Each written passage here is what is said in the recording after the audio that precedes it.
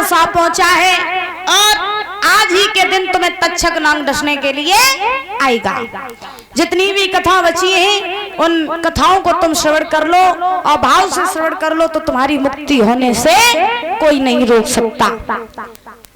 तो श्री सुखदेव जी समझा रहे हैं, राजन परीक्षित, जब भगवान कन्हैया ने द्वारका नगरी बसाई तो बसाने के बाद में महाराज भगवान कन्हैया द्वारका के राजा बनने के बाद में सबसे बड़े हैं बलराम। तो महाराज बलराम का विवाह हुआ है। एक अर्षत नाम की नगरी थी जिसमें परीक्षित महाराज रेवतक राज्य करते थे।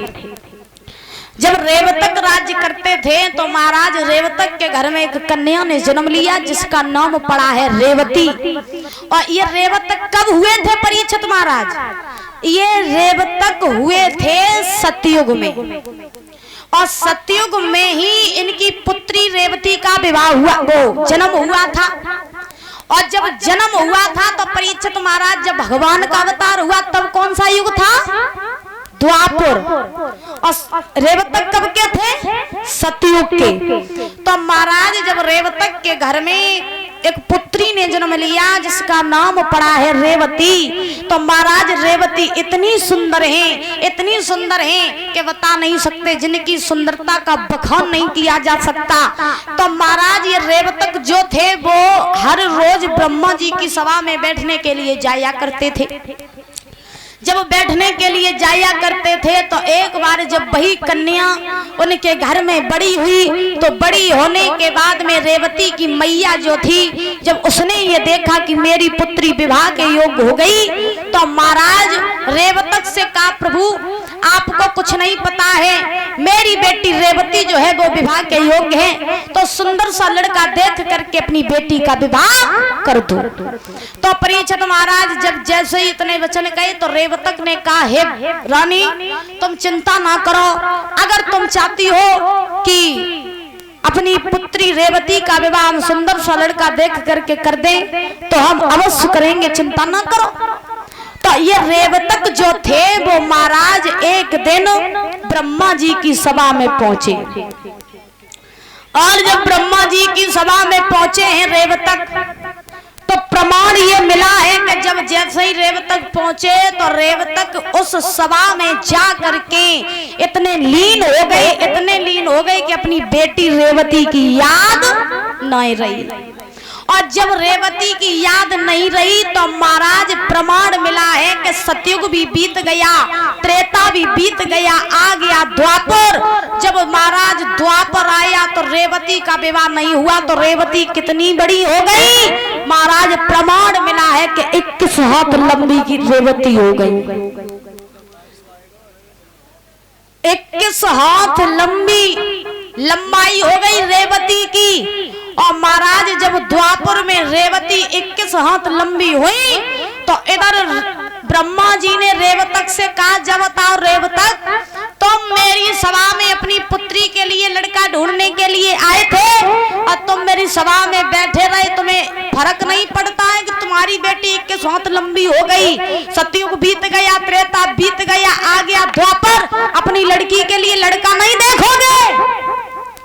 महाराज जैसे ही रेवतक को इतनी याद आई तो आने के बाद में श्री सुखदेव जी समझा रहे हैं, राजा परीक्षित रेवतक भागे और भाग करके अपने महल में अर्षत नगरी में आए।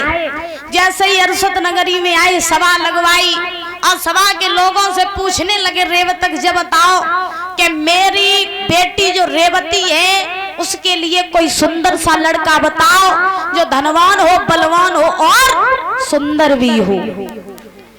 अब महाराज जैसे ही इतने वचन कहे तो एक बात और बताएं परीक्षित महाराज कि राजा महाराजाओं के जमाने में जो राजा महाराजा होते थे वो अपनी पुत्री के लिए लड़का घर देखने नहीं जाते थे, सभा लगवाते थे और सभी सभा के लोगों से पूछते थे कि भैया जब बताए दो कि मेरी बिटिया के लिए सुंदर लड़का कौन होगा। और जब जो कोई अच्छा लड़का बता देता था तो नाई पंडित के द्वारा लगन पत्र का चढ़ाती थी। यहाँ तक कि राजा भी नहीं जाता था लड़का देखने, चाहे लड़का लूलो हो, चाहे लंगड़ो हो, चाहे कैसो हो बे, नाई पंडित जैसे के नहीं लगन चढ़ाए आते लड़की को वैसे ही ब्याह करना पड़ता। तो हाँ, और अब धीरे धीरे बाप प्रथा तो खत्म हो गई। कलयुग में क्या चला कि बाप जाने लगा लड़की के लिए लड़का देखने, बाप भैया जाने लगे लड़की के लिए लड़का देखने। तो अब कछु कछु तो रीत जब बनी है 50%, परीक्षित महाराज 50% रीत जब बनी है कि बाप भैया जाते लड़की के लिए लड़का देखने, और 50% रीत ऐसी है कि माँ बाप तो कोई संतान पूछती भी नहीं आजकल, तो डायरेक्ट, हाँ आजकल तो डायरेक्ट लड़का लड़की ने देखा बस महाराज शादी कर ली, माता पिता को पूछा भी नहीं। और अगर कहीं माता पिता लड़की के लिए लड़का देखा है तो ब्याह तो बहुत बाद में तय हो। हेलो पहले चालू, बताओ सही बात है या नहीं? हेलो पहले चालू, इसमें हंसने वाली बात नहीं है, बात बिल्कुल सीरियस है। हाँ, माता पिता ब्याह तो बाद में तय करें, हेलो पहले चालू। अब महाराज ऐसे ही तो जमाना बिगड़ रहा है। तो श्री सुखदेव जी समझा रहे हैं राजन परीक्षित रेवतक जैसे ही अपनी नगरी में आए, सभा लगवाई, कहने लगे भैया मुझे अपनी बेटी के लिए लड़का देखना है, कोई सुंदर सा लड़का हो तो बता दो।